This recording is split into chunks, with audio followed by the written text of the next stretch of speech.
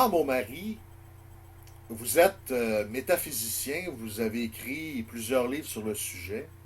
On s'est rencontrés une première fois et depuis, je dois dire qu'on est devenus des amis, malgré la distance qui nous sépare, parce qu'on s'intéresse aux mêmes affaires pour la plupart. Et quand qu'on rencontre quelqu'un avec qui on peut partager des réflexions, surtout d'ordre métaphysique, faut dire que ça fait du bien. De ne pas garder ça tout en dedans, comme un gros moton. Et, et on se rencontre aujourd'hui dans le but de discuter justement de thèmes métaphysiques majeurs. Parler de science aussi, parce qu'un métaphysicien, ça fait pas juste pelleter des nuages, comme on dit. Ça s'intéresse aussi à la science. Parce que les réflexions métaphysiques, souvent, sont basées sur ce qui a été découvert dans la science. Alors, effectivement, Pierre, je pense que j'ai trouvé intéressant qu'on donne notre avis sur 6 questions qui représentent la généalogie morale du passé, du présent et du futur de l'être humain. Je vais commencer par le premier chapitre, je te donnerai la parole pour le deuxième chapitre. Et à la fin du premier chapitre, je me donne mon avis et tu donnes ton avis aussi, ainsi de suite, pour essayer de confronter, ou pas confronter, mais énoncer notre avis sur les sujets. Le premier sujet, que j'appelais naissance de l'univers, est de tout notre système. Alors, selon la science appliquée par l'humanité, l'univers existe depuis 15 milliards d'années. Un centième de seconde après le Big Bang apparaissaient les particules atomiques, protons, neutrons et électrons. Les atomes les plus légers se sont formés 300 000 ans plus tard. Les nuages froids d'hydrogène et d'hélium se forment au bout de millions d'années. Les étoiles et les planètes telles que nous les connaissons se sont formées au bout de 5 milliards d'années. Quant à la planète Terre, elle existe depuis 4,6 milliards d'années, soit plus de 10 milliards après le premier Big Bang.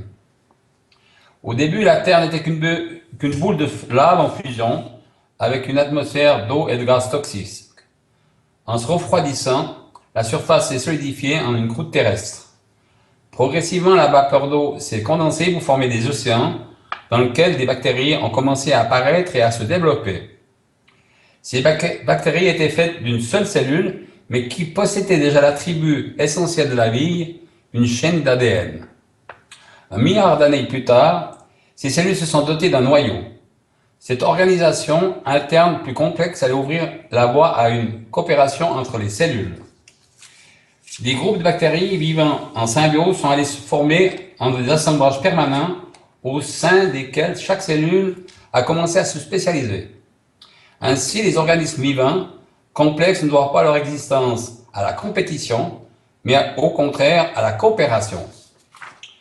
Des lointains ancêtres de l'homme, les australopithèques, sont apparus il y a 4 millions d'années et ont commencé à utiliser des outils. Il y a 750 000 ans, ils ont maîtrisé le feu. L'homme actuel, l'Homo sapiens, est apparu il y a 200 000 ans. Cela représente le 0,0013% de la durée de l'existence de l'univers. Sur ces 200 000 ans, 194 000 ans correspondent à ce qu'on appelle la préhistoire. Les hommes de cette époque vivaient en groupe nomade, se nourrissaient grâce à la cueillette, la chasse et la pêche. Ils ont conscience de la mort, ils utilisent un langage, ils sculptent des objets et créent des représentations artistiques qu'ils peignent sur des rochers. Les dernières 10 000 années, cette période a été marquée par une évolution majeure au Proche-Orient, ainsi qu'en Inde, en Chine, et par l'invention de l'agriculture, dont la conséquence directe a été la sédentarisation. Et donc, la création de villages puis de villes. C'est là que s'achève la préhistoire et que commence l'histoire. À partir de cet instant, le destin de l'homme ne sera plus déterminé principalement par l'évolution biochimique, mais par des idées et de la culture. Tout ce qui va suivre s'est passé pendant 6 000 ans, soit 0,00045% de l'existence de l'univers. Pierre, je te passe la parole pour donner ton avis là-dessus. Je reprendrai la parole après pour le donner le mien. Eh bien, Gérard, je dois dire que je suis quand même d'accord avec la proposition de la science quant à l'évolution de l'homme. Par contre, là où j'ai un peu de difficulté, c'est d'accepter tel un axiome euh, c'est-à-dire une proposition qu'on n'a pas besoin de démontrer, qu'il faut accepter automatiquement comme vraie. C'est les propriétés auto-organisatrices de la matière de l'univers. Comment que les particules élémentaires se sont assemblées. Moi, je vois pas une propriété auto-organisatrice. Je vois plutôt une volonté de s'organiser. Moi, c'est comme ça que je le vois. Et quant à l'apparition de la première cellule, la science n'est pas encore sûre actuellement sur l'apparition de la vie. Comment que ça s'est fait exactement. Et j'ai étudié un peu le fonctionnement de la cellule et on dit que la cellule, c'est l'organisme le plus simple dans la nature. Et pourtant, quand on regarde la cellule de plus près dans son fonctionnement et dans ses parties, on voit que c'est une véritable usine au niveau microscopique, dont toutes les parties sont interdépendantes. Donc, on a besoin que la cellule soit complète pour fonctionner. Et sans cellule, il ne peut pas y avoir de vie. Alors, je me dis, soit les particules qui composent la cellule se sont assemblées avec une volonté d'organisation et non pas par hasard, comme pense la communauté scientifique, ou soit que la cellule est apparue d'un seul coup. Là, on tombe dans pas le créationnisme biblique, mais je suis un des partisans de l'intelligent design, qui inclut l'évolution dans le processus. Alors, selon moi, soit la cellule est apparue d'un seul coup, ou soit ses constituants se sont assemblés par volonté de vouloir créer la vie. Moi, c'est comme ça que je vois ça. D'accord, Pierre, je te remercie. Moi, j'ai pensé la chose suivante, ou je pense la chose suivante. Le vide ou l'énergie, la lumière et la matière représentent la genèse du tout. Le Big Bang est une naissance de l'univers. Et comme toutes les naissances, ça reste un mystère. L'évolution de notre univers est comparable, dans une moindre mesure, à l'évolution personnelle de l'homme. De sa naissance à sa mort physique, le moment où son âme rejoint son esprit pour former la vraie identité, son entité. Notre univers est un univers matière, il existe dans les troisième dimension. Avec la découverte du boson d'Higgs, nous avons terminé l'intégralité de la découverte de la matière. La route est ouverte pour connaître l'univers multidimensionnel dans lequel est inclus l'univers que nous connaissons, avec nos vibrations actuelles. Mais cela évolue, voire l'augmentation de la vibration terrestre de 12,5 qui était jusqu'à présent à 7,835 Hz. Voilà un peu mon idée concernant la naissance de l'univers. À présent, Pierre, je te passe la parole pour le point 2. La naissance de l'homme, pourquoi? Alors, selon la science et la cosmologie, comment faut-il alors se représenter l'homme par rapport à la Terre elle-même? Il est écrit dans la Genèse, l'Éternel Dieu forma l'homme de la poussière de la terre. Il souffla dans ses narines un souffle de vie, et l'homme devint un être vivant. Cette description imagée de la formation de l'homme montre que la poussière, la matière, qui compose la terre, compose forcément aussi le corps humain. Là, on parle de microcosme et de macrocosme.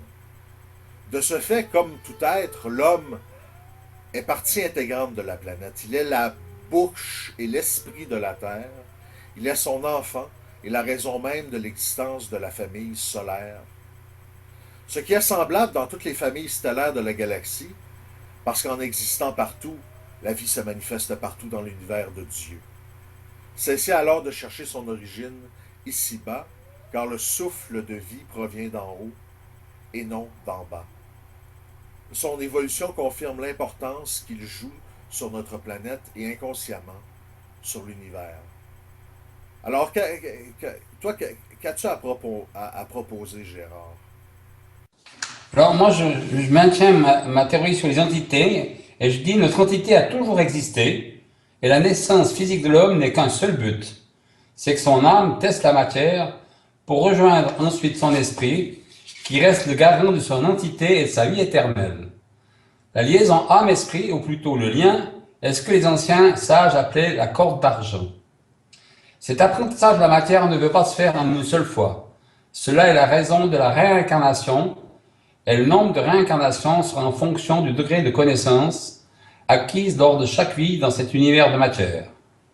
Il faut savoir, lors de chaque réincarnation, notre âme subit un reset pour continuer son apprentissage avec son potentiel acquis et non avec les connaissances acquises lors de sa vie antérieure, afin de ne pas fausser sa réelle évolution. Voilà mon avis en ce qui concerne la naissance de l'homme et le pourquoi de l'homme, la naissance. Ben, je suis en accord avec toi sur tous les points que tu as évoqués. Il y a des gens qui disent l'homme est accidentel dans le plan de l'évolution. Non, pas le plan d'évolution. Il n'y a pas de plan dans l'évolution. C'est justement ce que disent les athées, les intellectuels qui adhèrent à l'évolutionnisme. Mais moi, comme toi, je crois qu'il y a un but à l'existence. Je crois que l'homme fait partie d'une étape du plan de Dieu. Pas le plan final, mais parce que nous sommes une synthèse de tout ce qui a été fait. Nous sommes à l'image de l'univers. Et notre esprit,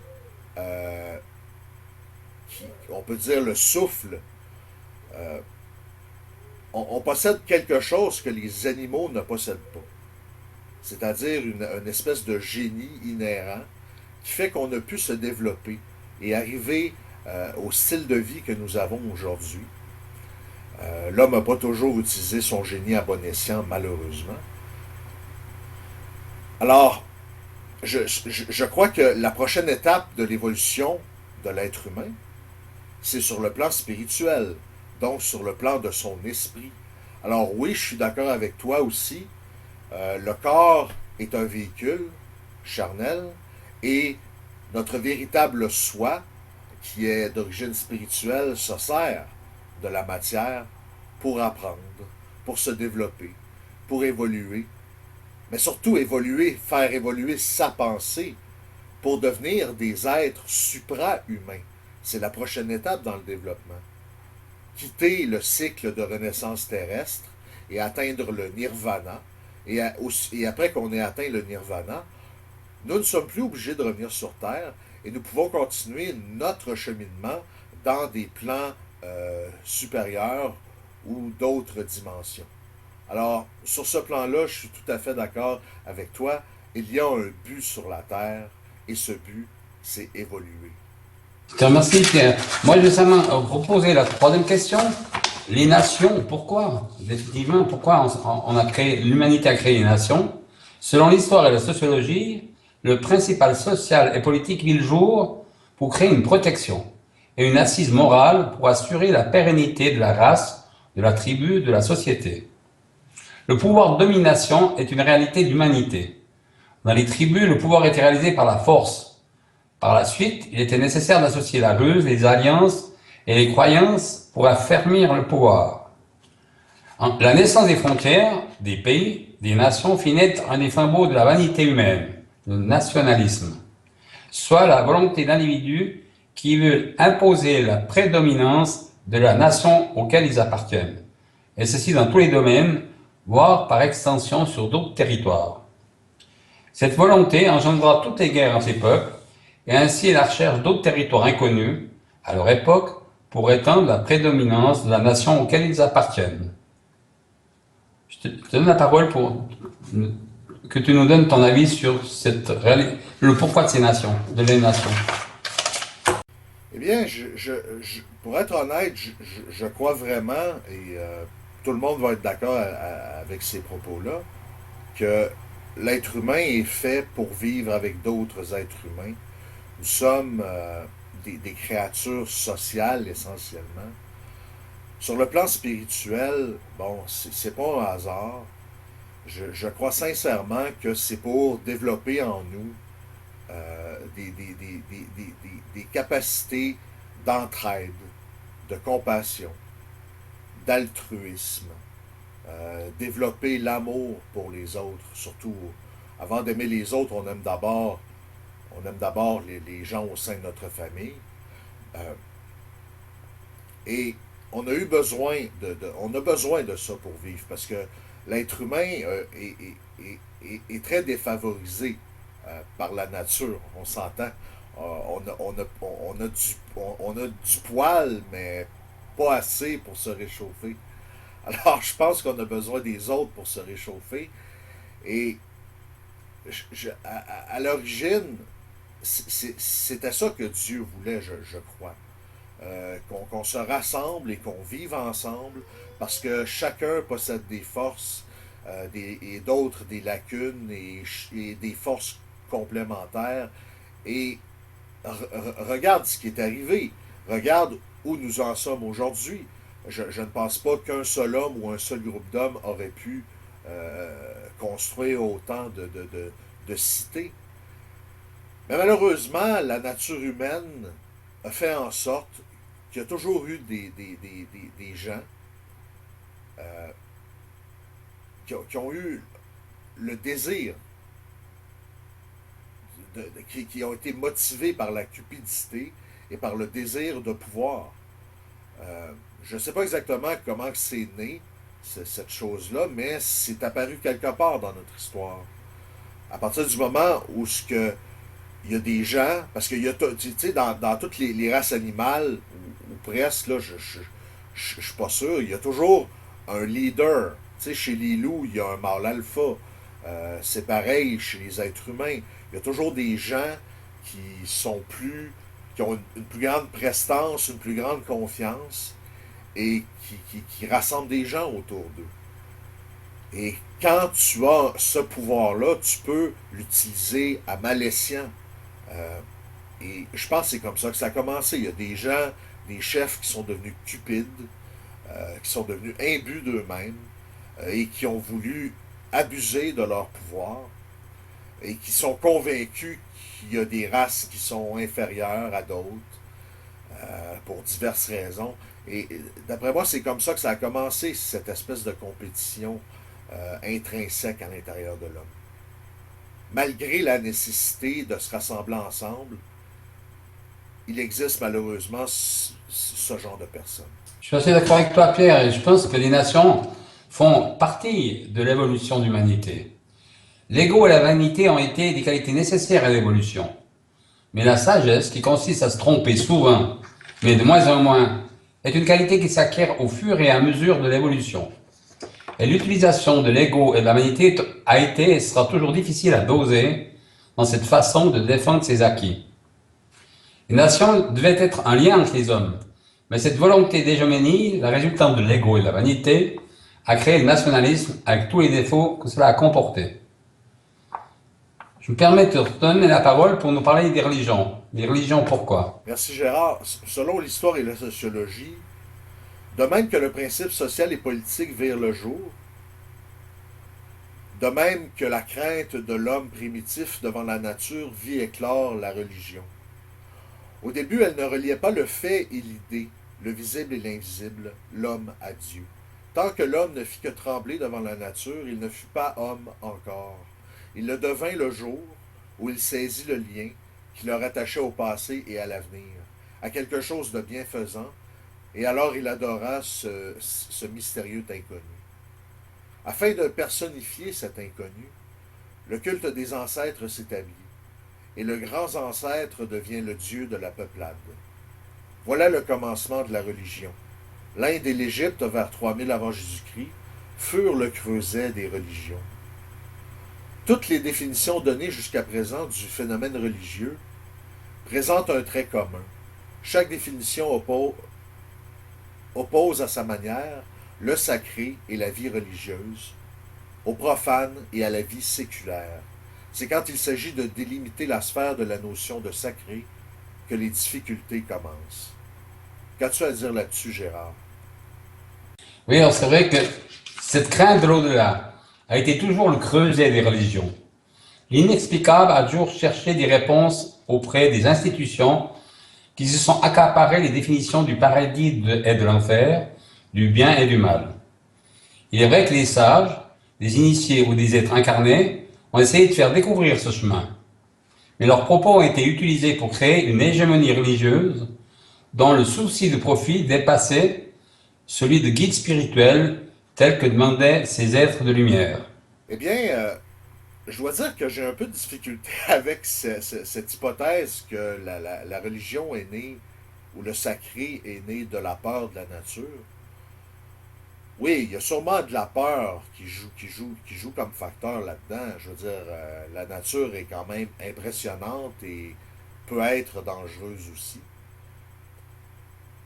Mais à mon avis, un jour, les hommes se sont mis à rêver. Et ils se sont mis à rêver de leurs défunts.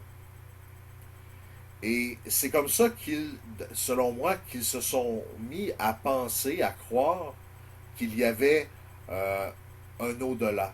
Et d'ailleurs, ils n'avaient pas tort d'y croire parce qu'effectivement, les défunts se manifestent dans les rêves des individus. Et je pense que le sacré dans l'homme et la projection qu'il a fait sur la nature vient d'une projection profonde, ou plutôt, excusez-moi, d'une intuition profonde, qu'il y a toujours eu quelque chose de transcendant qui les dépasse. Et c'est pour ça que la religion existe toujours aujourd'hui et qu'elle, ou plutôt la spiritualité, le sacré, peu importe le nom qu'on lui donne, pourvu qu'on fasse référence à la transcendance, euh, ça a toujours été depuis le début de l'humanité, puis ça finira jamais. Ça fait partie de l'être humain, et ceux qui nient leur origine spirituelle ne se débarrassent pas pour autant de leur côté spirituel, ce n'est que de la négation. Et un jour ou l'autre, ils vont retrouver contact avec cette nature spirituelle. Merci Pierre.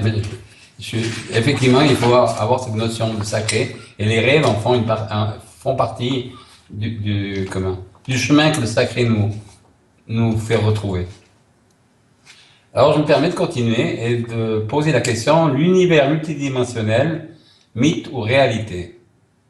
Selon la science, ce qui rend un être visible ou invisible à nos yeux, c'est la vitesse de vibration de ses composants. Tout ce qui nous entoure existe également dans une dimension parallèle, non physique, de l'univers. Bien que nos yeux ne voient que le résultat moléculaire dense de l'énergie, la matière s'étend dans un continuum d'énergie non physique, bien au-delà de notre vue. La lumière perceptible ne constitue qu'un minuscule segment de l'ensemble des spectres électromagnétiques. Et nous baignons dans un océan de radiation vibrant sur toutes les fréquences, rayons X, infrarouge, radio, micro-ondes. Tous, comme la lumière visible, ne représentent qu'une infinie partie du spectre des ondes électromagnétiques. De même que la matière visible ne constitue qu'une minuscule partie de l'ensemble des fréquences d'énergie multidimensionnelles de l'univers.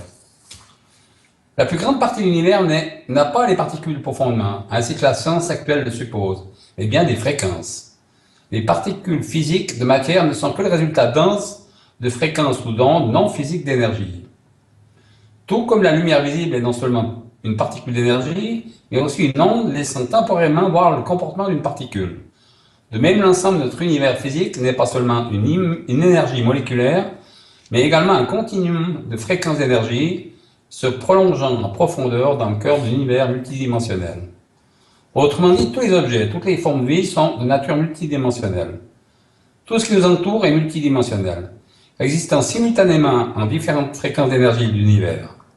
Pourtant, toutes ces dimensions d'énergie coexistent dans le même temps et le même espace, tout comme les ondes radio, les rayons X et la lumière visible existent ensemble, chacun confiné dans sa propre banque de fréquences. La matière, loin d'être le centre de réalité, semble être le résultat final d'une série d'interactions énergétiques se produisant dans des dimensions invisibles. L'univers que nous voyons autour de nous n'est que la couche extérieure, le mince épiderme de l'univers invisible. En d'autres termes, La réalité est relative à la densité vibratoire de l'observateur.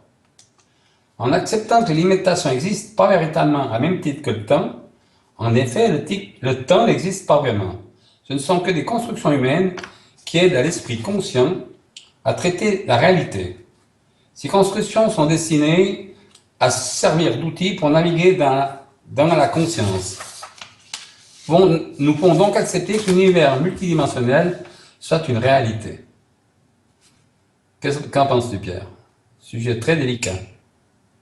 Oui, c'est un sujet très délicat et très difficile à accepter. J'ai essayé d'ailleurs d'en parler avec plusieurs personnes qui se refusent à y croire. Et je peux les comprendre dans une certaine mesure. Ils touchent les choses et ils les sentent et pour eux, c'est la réalité. Moi, dans mon cas, c'est différent. Parce que je possède, je ne sais pas si je t'en avais déjà parlé, mais je possède un don médiumnique qu'on pourrait appeler sensitif, où il m'arrive de temps en temps de percevoir des entités qui viennent me rendre visite. Et les premières fois que j'ai été confronté à ce genre de phénomène, c'est là que je me suis mis à réfléchir. OK, il y a quelque chose qui va au-delà de ma perception normale. Et ces êtres viennent nous rendre visite, mais où est-ce qu'ils vont après? Ont-ils un chez eux? La réponse, c'est bien sûr oui. Et je vais te raconter une anecdote à ce sujet-là. À un moment donné, j'étais chez un de mes cousins. On fêtait la fête de sa fille. C'était en 2008, là où tout a commencé d'ailleurs. Et à un moment donné, j'étais un peu fatigué. Et je me suis assoupi sur le canapé du salon. Mais j'étais pas endormi, parce que j'entendais tout ce qui se disait.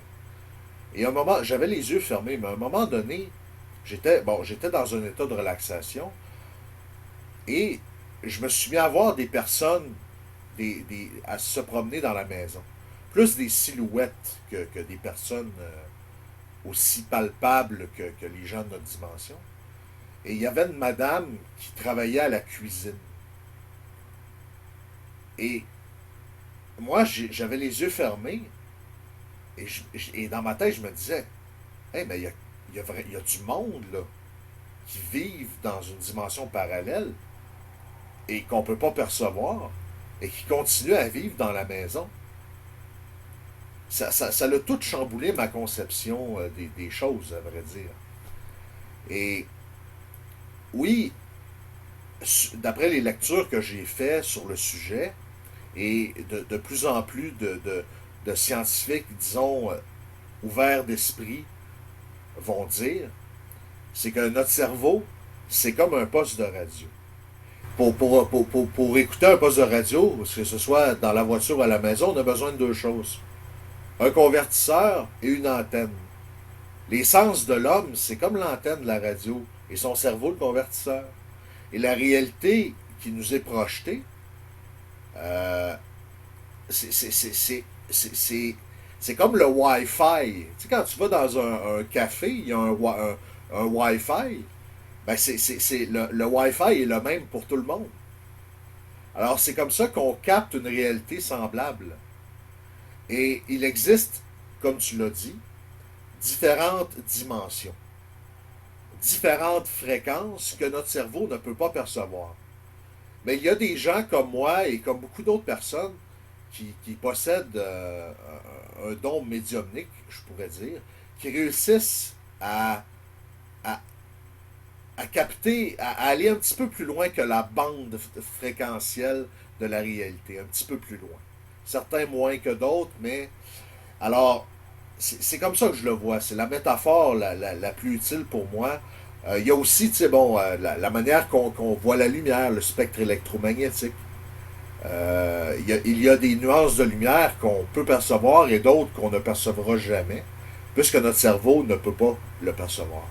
Alors, ce qu'on voit, ce n'est qu'une partie de la réalité et non pas l'ensemble de toutes les réalités qui partagent le même espace-temps. Ah, c'est clair. Non, non, ça c'est évident. Puis, Effectivement, plus une conscience est évoluée, plus elle est capable de faire l'expérience simultanée de plusieurs dimensions ou couches de la réalité. Le cerveau n'est pas la source de la conscience, mais il joue le rôle de dispositif biologique temporaire de transfert et de mémoire pour la conscience. Il faut savoir que la glande pinéale, où notre ADN présent dans toutes les cellules de notre corps, 100 000 milliards de cellules, sont en relation permanente avec l'univers. La glande pinéale est en contact par la rétine des yeux avec la lumière, source permanente de l'univers. Descartes, 1596 à 1650, considérait que la glande pinéale était le siège de l'âme, déjà à cette époque. L'ADN émet des photons qui, à la vitesse de la lumière, est en liaison avec l'univers. Avec tous ces liens, l'appréhension et la prise de conscience avec l'univers multidimensionnel est à notre portée, pour autant que nos vibrations, dans l'amour inconditionnel, soient en conformité avec le tout. Voilà ce que j'ai pu dire sur l'univers multidimensionnel, mythe ou réalité. À présent, nous pouvons passer, je te laisse la parole pour passer à la question 6. L'ascension ou l'alignement vibratoire avec le tout. Alors, selon la conception de la physique quantique, d'un point de vue purement scientifique, la matière est composée de lumière condensée. Les atomes qui composent cette matière sont retenus entre eux par des champs énergétiques. Quand nous considérons les travaux du CERN et de la physique quantique, nous comprenons que la matière est de la lumière. L'ascension peut être considérée comme un passage de la troisième dimension à la cinquième dimension. D'un point de vue spirituel, l'ascension permet donc de transformer le corps physique, la matière, en corps astral, lumière. C'est un retour à la source originelle.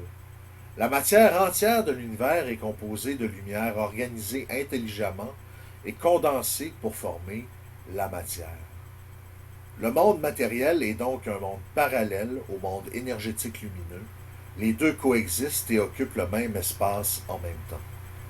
En réalité, nous sommes des êtres spirituels vivant une expérience humaine. Nous avons d'autres aspects de nous-mêmes qui existent dans d'autres mondes, dimensions ou réalités.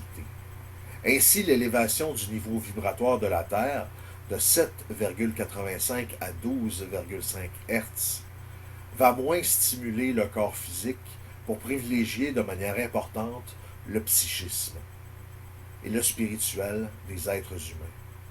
C'est à ce niveau que vont se produire les plus grandes transformations chez les êtres humains. Les hommes vont moins se concentrer sur les aspects matériels de la vie pour davantage privilégier leur esprit et leur conscience, qui vont s'ouvrir et se développer peu à peu. L'amour et l'empathie vont ainsi remplacer la vanité et l'orgueil pour éradiquer à jamais le principe d'hégémonie. Qu'en penses-tu, Gérard? Et dans cette vue de l'ascension, il nous faut absolument comprendre que les réalités multidimensionnelles exercent de multiples effets sur notre vie. Il nous viendra alors de plus en plus évident que nous et notre monde partageons le temps et l'espace avec d'autres réalités. Nous semblons peut-être vivre sur la forme d'êtres unitaires, mais nous sommes liés par une infinité de connexions naturelles à des réalités se trouvant au-delà de nos frontières et de nos perceptions. Quand on sait que 100 milliards d'êtres humains ont vécu depuis que l'humanité existe, on peut penser que ces entités œuvrent dans l'univers et peuvent peut-être d'autres galaxies, et pour ceux qui ont terminé leur réincarnation, servent de guide invisible pour tous les vivants que nous sommes. L'ascension vibratoire est notre devoir dans cet univers de matière. Elle fait partie de notre apprentissage de la matière et fait partie de notre bagage afin que notre entité puisse jouer le rôle qui lui est dévolu depuis la nuit des temps et finir ainsi nos cycles de réincarnation. Voilà ce que je ressens au niveau de l'ascension. Eh bien, je suis d'accord avec toi sur tous tes points, Gérard. Je crois qu'il y a une ascension actuellement qui est en train de se produire très délicatement parce qu'il ne faut pas brusquer les gens. Une ascension vibratoire cependant qui ne toucheront pas tous les êtres vivants. Ça, je suis catégorique là-dessus. Il y a une partie des êtres vivants qui devront être exclus et envoyés ailleurs, sur une autre planète d'incarnation. Ils finiront leur vie, ils mourront, et leur esprit n'aura plus le droit de s'incarner ici, puisque la Terre, a dit Yeshua ben Yosef, Jésus, appartient au juste, appartiendra au juste. Et je pense que c'est la récompense qui va attendre les gens qui vivent sur la planète, c'est qu'ils ne s'embarrasseront plus du mal en général. Et on parlait, bon, d'un alignement vibratoire avec le tout. Dans mes livres, ce que j'explique, c'est que dans un passé très très lointain, à l'époque lémurienne, les humains et les dieux marchaient côte à côte sur la Terre et partageaient la même génétique. À un moment donné, les dieux ont été contraints de quitter la Terre à cause d'une catastrophe planétaire qui a détruit Mu. Et la fameuse Atlante, société Atlante, était composée d'êtres humains, beaucoup plus évolués spirituellement et physiquement que nous pouvons l'être aujourd'hui, avec une espérance de vie beaucoup plus longue. Et à force de se mélanger, de mélanger l'ADN, de génération en génération, il a fini par... L'ADN des êtres humains ne ressemblait plus du tout à ceux de leurs ancêtres des origines.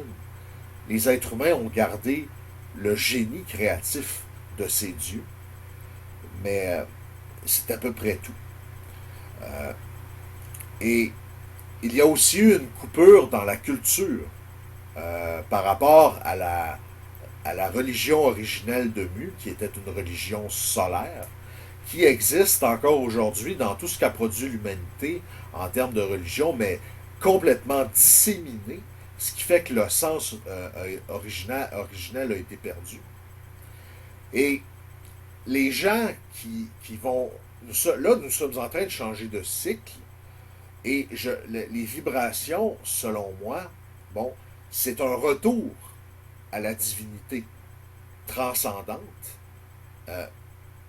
Et pour y parvenir, pour être touché par ces vibrations, par cet alignement vibratoire avec le tout, il faut le vouloir. Et il faut que notre esprit soit débarrassé le plus possible de l'ego et de tous les défauts qui viennent avec ça. Et selon moi, c'est le seul moyen d'y parvenir. Tous ceux qui ne voudront pas suivre ce que j'appelle des esprits immatures ou retardataires seront écartés. Et nous vivrons, tous les êtres humains qui l'auront mérité, qui l'auront choisi, de vivre ensemble sur une planète vivifiée et purifiée de toutes les aberrations de l'être humain. Je crois que Pierre, là, tu as raison. Je pense, moi, qu'en fait, nos entités vivent à côté de nous. Ils vivent aussi sur cette planète, sur d'autres moyens, sur d'autres formes. Et je pense que ceux qui ne vont pas être ascensionnés, ceux qui ne vont pas vibrer au taux où il faut pour être ascensionnés, vont rester dans cette troisième dimension. Alors que les autres vont passer dans la quatrième, cinquième. Mais ils seront peut-être toujours habitants de la Terre ou d'autres planètes, mais ils seront dans une situation vibratoire différente, donc qu'on ne peut pas voir actuellement parce qu'on n'en fait pas partie. Je pense qu'on arrive au terme de nos entretiens concernant ces 6 points presque essentiels dans le développement de l'humanité. Et puis, je me permets de faire la première conclusion et je te transmettrai la parole pour la conclusion définitive de notre entretien. Moi, je pense que toutes les informations que nous venons de partager font partie de cette encyclopédie qu'est Internet. Cependant, notre époque est remplie de fausses informations, ou plutôt d'informations utilisées à mauvais escient. Je pense sincèrement que le rôle de tout un chacun est de recentrer sur les vraies valeurs que sont l'amour, l'empathie et le partage. Cela nécessite une objectivité de tous les instants pour ceux qui veulent participer à ce nouveau paradigme. La solution est simple. Il suffit de se recueillir simplement et de demander de l'aide à nos guides, car ils existent, chaque fois qu'il s'agit de prendre une information pour véridique pour notre évolution personnelle. L'égoïsme est acceptable, voire souhaitable dans le cadre de notre évolution personnelle et notre recherche d'augmentation de notre vibration. La sagesse s'apprend, elle devient de plus en plus personnelle et nécessaire pour éliminer et rencontrer les êtres de lumière. L'amour et l'empathie deviendront les deux flambeaux d'humanité en devenir qui ne s'éteindront plus. Voilà ma position sur ce que nous venons de discuter, Pierre. Ah ouais, je suis très d'accord avec toi, Gérard. Je vais peut-être le dire, mais dans d'autres termes, pour ceux qui regardent cette émission et que vous vous demandez comment est-ce que je peux mettre mes vibrations au diapason des vibrations euh, de l'ère du Verseau. Posez-vous simplement cette question. Est-ce que je participe de manière constructive en ce monde?